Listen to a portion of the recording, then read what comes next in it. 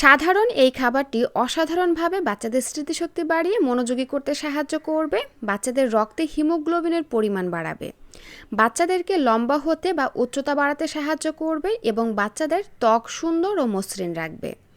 একই সাথে বাচ্চাদের মজবুত হাড় গঠনে সাহায্য করবে। তো আজকের পর্বে আপনাদের সাথে তেমনই একটি খাবারের রেসিপি শেয়ার করব। আশা করছি আপনাদের ভালো লাগবে এবং উপকারে আসবে। তো এখানে আর কথা না বাড়িয়ে চলে যাচ্ছি মূল পর্বে।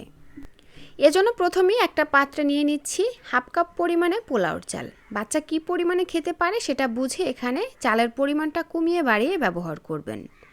নর্মাল পানি দিয়ে চালগুলোকে ভিজিয়ে রেখে দিচ্ছি 5 থেকে 7 মিনিটের জন্য। এই ফাঁকে নিয়ে নিয়েছি এক আঁটি পালং শাক। পালং শাকটাকে ভালো করে বেছে নিয়েছি, তারপরে গোড়ার অংশটা কেটে ফেলে দিয়ে এভাবে কুচি কুচি করে কেটে নিচ্ছি। দর্শক, পালং শাক হচ্ছে পৃথিবীব্যাপী অনেক জনপ্রিয় শুধু এর পুষ্টির কারণে। কারণ প্রতি 100 গ্রাম পালং শাকে একই সাথে প্রোটিন, কার্বোহাইড্রেট, আঁশ, আয়রন, ফসফরাস, ক্যালসিয়াম, পটাশিয়াম, বিভিন্ন ভিটামিন, মিনারেলস একত্রে রয়েছে, যা কিনা শিশুদের মস্তিষ্কের গঠনে ভালো কাজ করে, শিশুদের মস্তিষ্কের রক্ত চলাচল বা কার্যকারিতা বাড়ায়। এছাড়াও বাচ্চাদের দৃষ্টিশক্তি বাড়ায়, বাচ্চাদের রক্তে হিমোগ্লোবিনের পরিমাণ বাড়ায়, বাচ্চাদের লম্বা হতে বা উচ্চতা বাড়াতে সাহায্য করে, বাচ্চাদের ত্বক মসৃণ ও সুন্দর রাখে এবং মজবুত হাড় গঠনে সাহায্য করে, যেটা কিনা আমি রেসিপির প্রথমেই আপনাদের সাথে শেয়ার করেছি। দর্শক, এত এত পুষ্টি উপকারিতা থাকা সত্ত্বেও বাচ্চারা কেন যেন এই শাকটা একদমই খেতে পছন্দ করে না। তো আজকের এই ভিডিওটি ফলো করে যদি আপনারা বাচ্চাদেরকে এই খাবারটি তৈরি করে খাওয়াতে পারেন, তাহলে কিন্তু বাচ্চারা খুব মজা করে খাবে এবং বুঝতেও পারবে না যে এর মধ্যে শাক রয়েছে।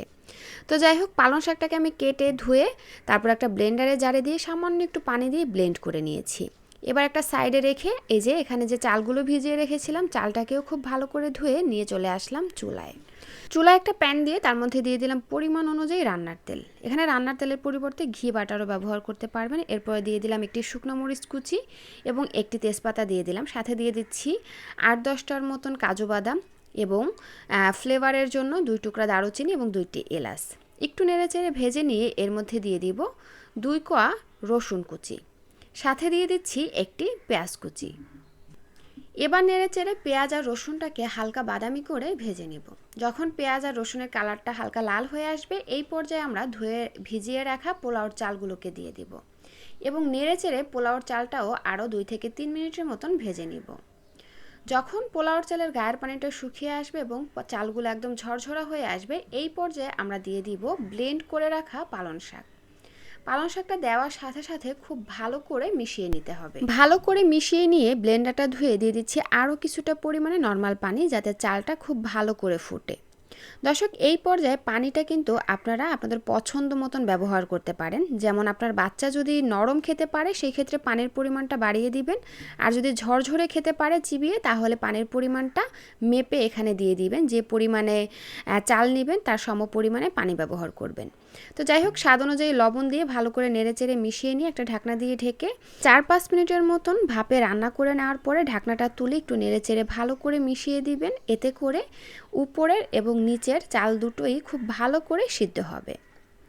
তো যাই হোক, এরপরে আবারও ঢাকনাটি লাগিয়ে আমি পুরোপুরি চালটা সিদ্ধ করে নিয়েছি। আর এই পর্যায়ে আমি এর মধ্যে দিয়ে দিচ্ছি 1 চা চামচের মতন ঘি।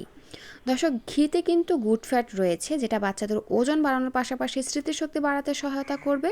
সেই সাথে এই খাবারটি থেকে কিন্তু খুব সুন্দর একটা ফ্লেভার বের হবে, যেটা কিনা বাচ্চারা খুব মজা করে খাবে এবং পালং শাকের যে একটা গন্ধ রয়েছে সেটাও অনেকটা চলে যাবে। তো যাই হোক, ঘি দেওয়ার পরে আমি ঢাকনা দিয়ে ঢেকে আরও 2-3 মিনিটের মতন চুলার আঁচ একদম লোতে রেখে চুলার উপরেই রেখে দিচ্ছি। আর এই তো ফিরে আসলাম 3-4 মিনিট পর, আর এখন কিন্তু পালক পোলাও একদম রেডি। দর্শক, এই খাবারটি যেমন পুষ্টিগুণে ভরপুর, তেমনি কিন্তু খেতেও অসম্ভব মজাদার হয়। আর কালারটা দেখুন কি চমৎকার এসেছে। এটা কিন্তু বাচ্চারা খুব মজা করে খাবে, কারণ বাচ্চারা কিন্তু বিভিন্ন কালারফুল খাবার খেতে বেশি পছন্দ করে। আর পাশাপাশি আপনার বাচ্চার বিভিন্ন পুষ্টির চাহিদাও পূরণ হয়ে যাবে। তো দর্শক, এই খাবারটি তৈরি করে আপনারা কিন্তু 10 মাস থেকে যে কোনো বয়সী বাচ্চাদেরকে খাওয়াতে পারবেন, সকালের নাস্তায়, দুপুরে কিংবা রাতের ভারী খাবারে। তো এই ছিল আমার আজকের আয়োজন। ভিডিওটি ভালো লাগলে প্লিজ একটি লাইক দিবেন এবং যাওয়ার আগে সুন্দর একটা কমেন্ট করে যাবেন। আল্লাহ হাফেজ।